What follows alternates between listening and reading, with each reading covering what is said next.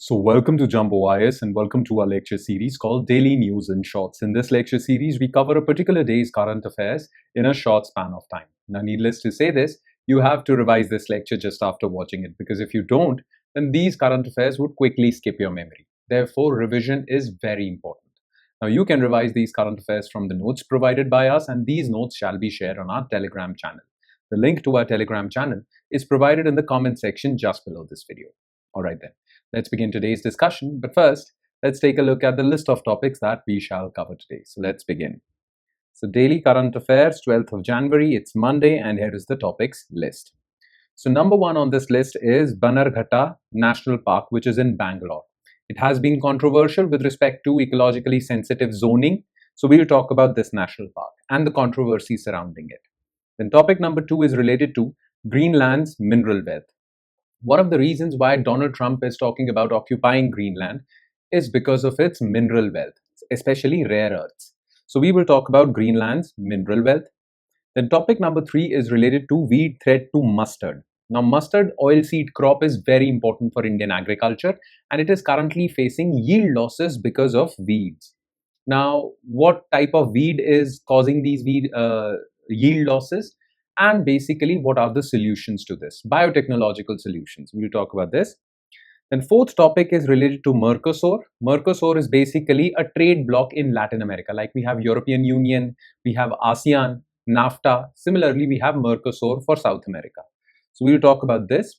And in the end, we'll talk about National IED Data Management System, which was recently inaugurated by Ministry of Home Affairs. Okay. So these are the 5 news items. Topic number 1 is related to environment portion of your UPSC syllabus. Topic number 2 is related to international relations. Topic number 3 is again related to environment and science and technology. Not so much as environment as science and technology. Topic number 4 again IR, and topic number 5 is internal security portion of your UPSC syllabus. So these are the 5 news items. Let's start discussing them one by one, starting with topic number 1, and that is Bannerghatta National Park.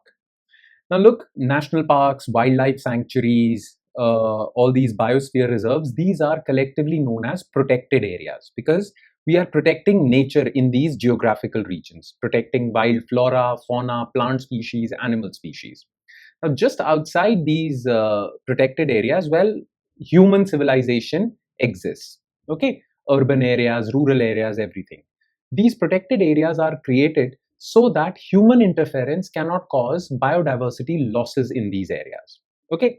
Now, just between these urban areas and these protected areas, there is a buffer zone, which is known as ecologically sensitive zone. We need to create this buffer zone so that, well, urban civilization or human civilization and these protected areas are not exact neighbors. There is a buffer zone that prevents human beings from interfering in nature. Now, in Bannerghatta National Park, which is in Bangalore, the problem was that in 2015-16, well, there was a notification which narrowed this ecologically sensitive zone, okay, because of which many biodiversity losses, especially human-elephant conflict, took place. Now, in 2016, this was created, sorry, I must correct myself. In 2016, this ecologically sensitive zone, buffer zone was created, and in 2020, this was reduced. So some mindful citizen basically filed a petition with the Central Empowered Committee saying that restore it back to 2016 notification. You understand? This ecologically sensitive zone should be wide so that there is no threat to protected areas. Now, the Central Empowered Committee came out with its report and said that yes, it needs to be widened. Okay, we need to widen this ecologically sensitive zone. This ecologically sensitive zone was narrowed because of some lobbying done by real estate developers and infrastructure developers. We need not do that because this infrastructure development would harm the environment. That was in the news. Okay, but our focus would be what are these ecologically sensitive zones and about this national park. So let's begin. Okay. So Bannerghatta National Park, what was in the news? So the Central Empowered Committee submitted its report to the Supreme Court recommending that the ecologically sensitive zone around Bengaluru's Bannerghatta National Park should be restored to its original 2016 extent. Because in 2020, via notification, it was narrowed. Now, as far as the location of Bannerghatta National Park, because location-based questions are asked, As you can see on this map is of Karnataka, this is Bangalore, and right within the boundaries of Bangalore, there is this national park. Clear? So this is the location. Now, certain important facts that you need to be familiar with. First of all, information about this national park, because MCQs can be asked. So it is located near Bengaluru, Karnataka. It is important for elephants and other wildlife, but more importantly for elephants. Lies close to rapidly expanding metropolitan region. We all know Bengaluru is a metropolitan city and the city is expanding. That is why you need a very wide ecologically sensitive zone so that this national park is not threatened. Okay, making it a classic case of urban wild ecosystem interface as well as conflict. Now, what is an ecological sensitive zone? Definition wise, legally declared area around protected areas. Now, you know what are protected areas? These national parks, wildlife sanctuaries, these are protected areas meant to act as buffer to protect core wildlife habitats from adverse and irreversible impacts of development, infrastructure development. Now, what is this Central Empowered Committee? Well, CEC is a committee assisting the Supreme Court. It was created to assist the Supreme Court in environmental cases, okay, on forest and wildlife matters. In this particular case, this committee was headed by Chairman Siddhanta Das for Bannerghatta National Park, right? Now, what is the significance of this ecological sensitive zone? Why was it important, especially in case of Bannerghatta National Park? So CEC notes that near several villages in southern Bannerghatta National Park, ESZ width was fixed at just 100 meters, very narrow. An extremely narrow buffer in high conflict elephant landscape. This leads to man-elephant conflict. These areas are already witnessing increased human-animal conflict, suggesting that inadequate buffer width worsens interactions and risks to both humans and wildlife. The area lies along the movement path of elephants from Kaveri National Park to BNP, making it a crucial corridor because elephants pass through this corridor. Hence, its width needs to be increased. CEC recommends revisiting buffer width and delineation here to secure corridor functionality and reduce conflict, linking ESZ design with landscape level connectivity. These are some technical points, no need to get into this. The whole point of including this news item in today's lecture was to make you familiar with ecologically sensitive zone. Just remember what is this, okay? And just remember what is this CEC. Remember, CEC does not report to Ministry of Environment, it reports to Supreme Court, okay? All right, now let's quickly shift our focus to next news item, and that is Greenland's mineral wealth. Now, you all must have heard this in the news that Donald Trump, just after capturing Maduro from Venezuela, is now increasing his rhetoric on Greenland. Now, Greenland currently belongs to the Kingdom of Denmark, which is a key NATO ally of America.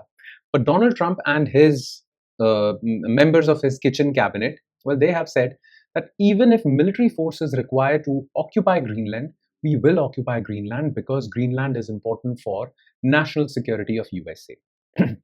Now, Americans are saying that it is important for national security.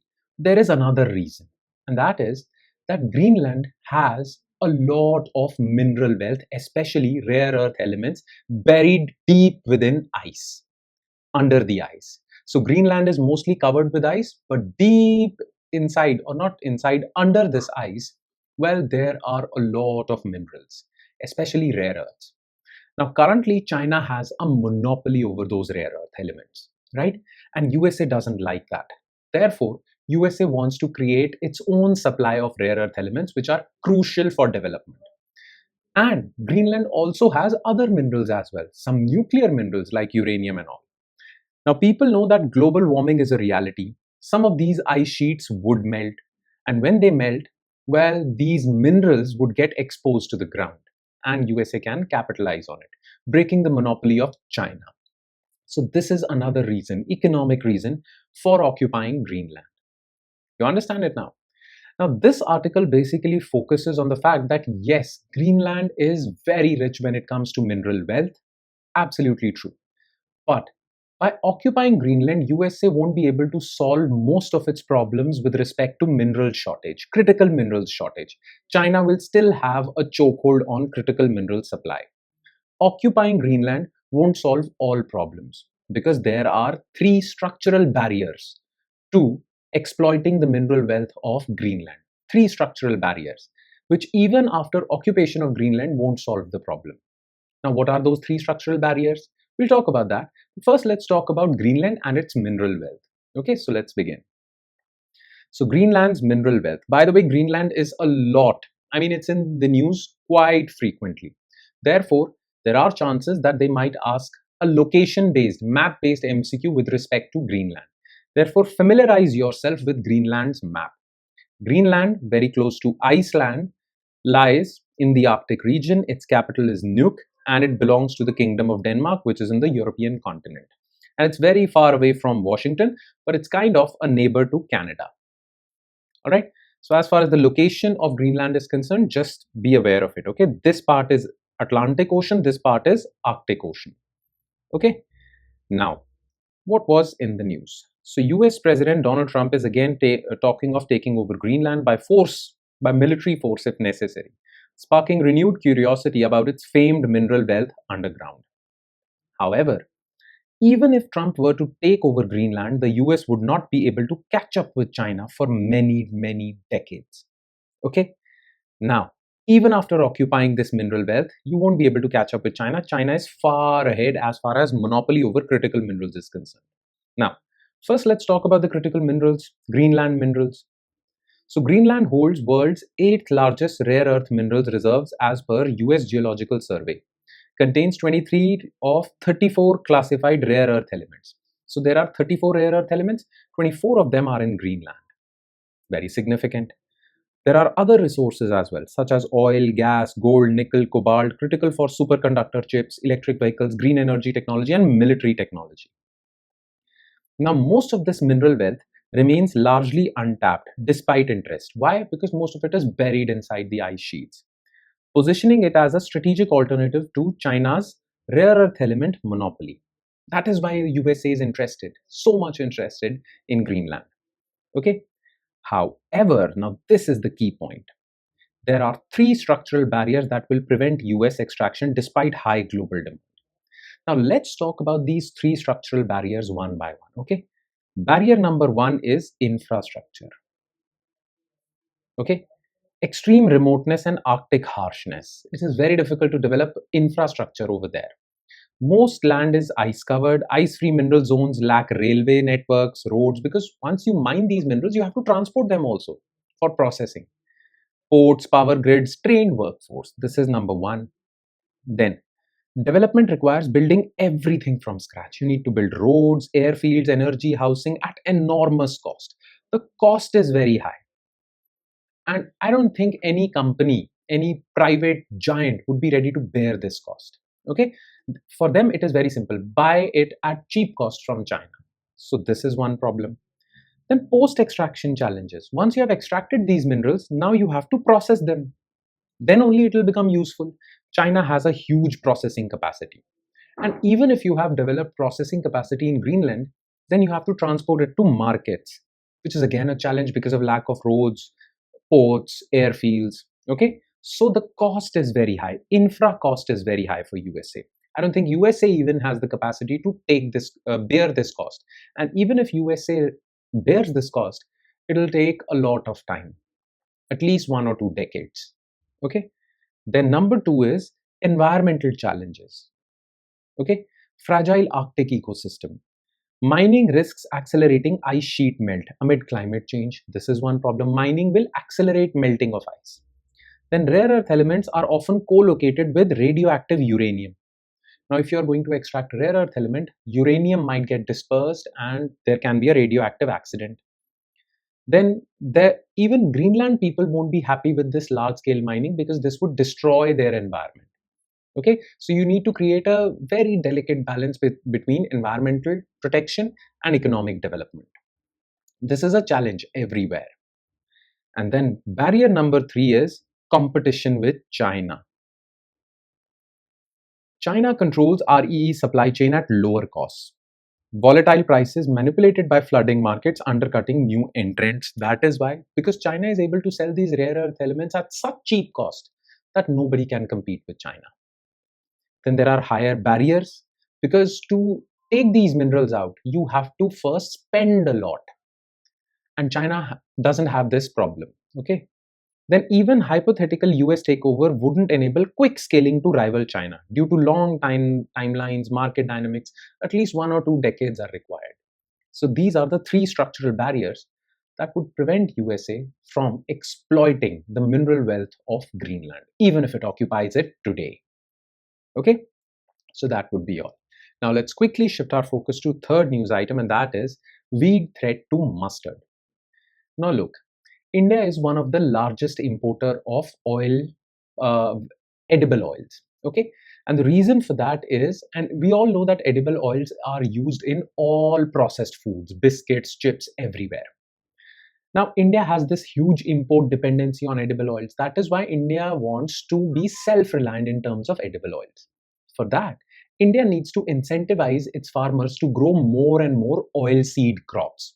Because once you grow oilseed crops, then only you'll produce enough oil seeds to extract edible oil from it, right? The problem is that the most dominant form of oilseed that India grows is mustard. India grows a lot of mustard and mustard oil. But recently, mustard crop is victim to weed attacks.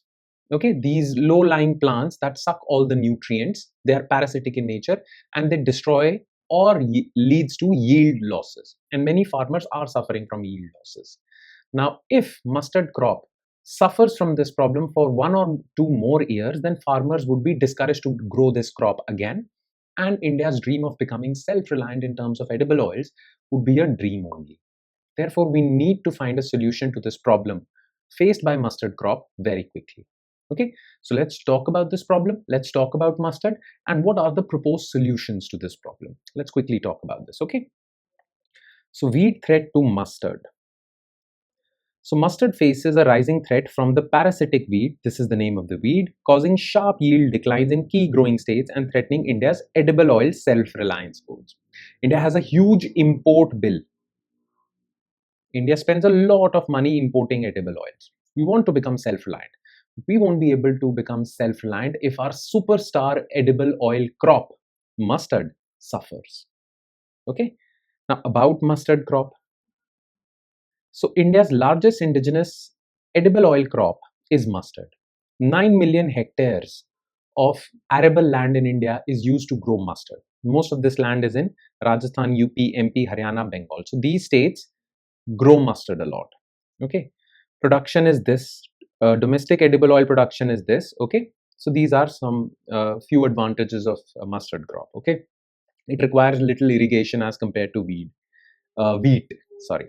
Now, strategic importance of mustard: target for yield boost to cut 16 metric ton annual imports of palm oil, soy oil, sunflower oil, and we spend around $18.3 billion importing this edible oil. So we need to cut this import bill, and that can happen if we support our domestic edible oilseed crops. Yes. Now, the weed threat to mustard. What threat is there? So parasitic weed, it attaches to mustard roots underground, siphons nutrients, carbon, water, causes yellowing, stunted growth, and lower seed yields. And these weed attacks have become quite frequent these days, especially in Haryana and all. Farmer impacts: Haryana's Sirsa yields fell from 9 to 12 per acre to 6 quadrillion per acre. Acreage was slashed. Farmers shifted to wheat, chickpea, barley because of, well, mustard yield losses. Okay, now what are the solutions that are proposed? Okay, so there are some biotech solutions. So you need to innovate in terms of seeds. Okay, so one particular seed is Pioneer Hybrid. So it is basically a hybrid seed which is resistant to weeds. Weed attacks don't happen on this seed of mustard. Then another alternative is GM mustard, Dhara mustard hybrid DMH11. Now, this GM mustard contains genes that would resist different weeds. Okay, so because of this, well, weeds or these parasitic weeds won't be a problem. But the problem is that yes, this is permissible in India. Hybrid seeds are permissible in India, but GM, genetically modified seeds, even if it is for mustard, is not permissible in India. So this is a huge problem.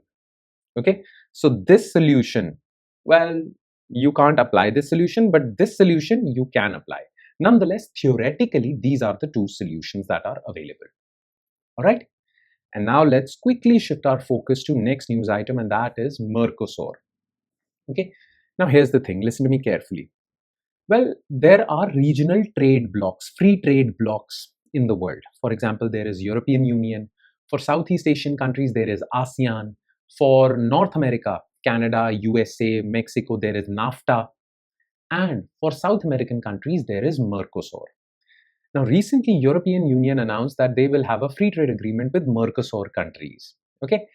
Now, this is an important deal, though there is some opposition to this free trade deal within Europe only. But we'll talk about that opposition, benefits of this deal, all these things. We'll talk about this. First, let's talk about MERCOSUR. What is it? Where are its headquarters? Everything. Okay. So let's quickly dive into this topic. So MERCOSUR. So this is the map which will tell you who are the members of MERCOSUR. So Brazil, Argentina, Uruguay, Paraguay, these are the main members. Once Venezuela was also a member, but it was suspended. Nonetheless, we'll come back to this map. First, let's talk about what was in this news. So EU and MERCOSUR, the South American trade bloc, are set to finally sign a free trade agreement in Paraguay next week. However, not all EU members, especially France, are happy with this free trade deal. Now, what problems they have with this free trade deal, we'll talk about it later. First, let's talk about MERCOSUR. So it is Southern Common Market, a South American trade bloc. It was established in 1991 to foster free trade, economic integration and movement of goods, services, capital and people. Basically an economic union. Okay. It ranks 4th largest integrated market globally after EU, NAFTA and ASEAN. Okay. Founded by a Treaty of Asuncion, became customs union. We have discussed what's a customs union in 1995. Its headquarters are in Montevideo, Uruguay. Though some extra details are also given in your notes about MERCOSUR, so do refer to that. Now, its membership structure. So these are the full-time members. Argentina, Bolivia was recently admitted, Brazil, Paraguay, Uruguay. Venezuela was suspended in 2016. Then these are associate members: Chile, Colombia, Ecuador, Guyana, Panama, Peru, Suriname. And Mexico and New Zealand have been given observer status. Hence this map. These light blue are associate members. Okay, dark blue are full-time members. All right. Now, significance of this deal. Why is this deal important for both EU, especially EU, and South America? First of all, EU diversification, because Donald Trump is applying tariffs left, right and center. Therefore, EU is in the need for other markets, is searching for other markets. And that is why they find a very good partner in South America. So this is one reason. Then geopolitics also, because this boosts EU's global South ties vis-a-vis China. Otherwise, China is engaging with these South American countries. So EU wants to intervene. Okay. But why is it facing such opposition from some countries of EU? Well, first of all, if this free trade agreement comes in, then South American farmers would be able to sell their products for cheap in Europe. This would destroy European farmers. Okay, so agricultural competition. And European trading partners also allege that many South American farmers, they're not environmentally conscious. They pollute the environment and produce these cheap products. So they would flood European markets. So it would be harmful for environment also. So these are the two reasons. Protests were there in France, but still, out of 26 European Union members, 21 voted in favor of this free trade agreement, 5 did not. Nonetheless, this is the current situation, but more importantly, you need to be aware of, well, MERCOSUR. Just remember this, okay? And now let's quickly shift our focus to last news item of the day, and that is National ID Data Management System. Now, just recently, there was this famous Red Fort Delhi blast, a terrorist act, okay? And that took place using IDs. Then a similar blast took place in Jammu and Kashmir.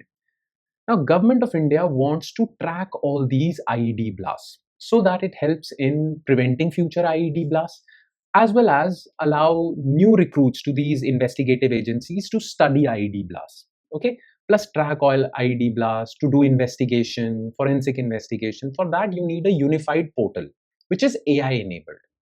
And that precise portal has been recently launched by Ministry of Home Affairs. It's called National ID Data Management System, okay? So let's quickly talk about this. Let's finish this topic very quickly, okay? So National ID Data Management System, NIDMS. So it was launched by Union Home Minister Amit Shah. What is it?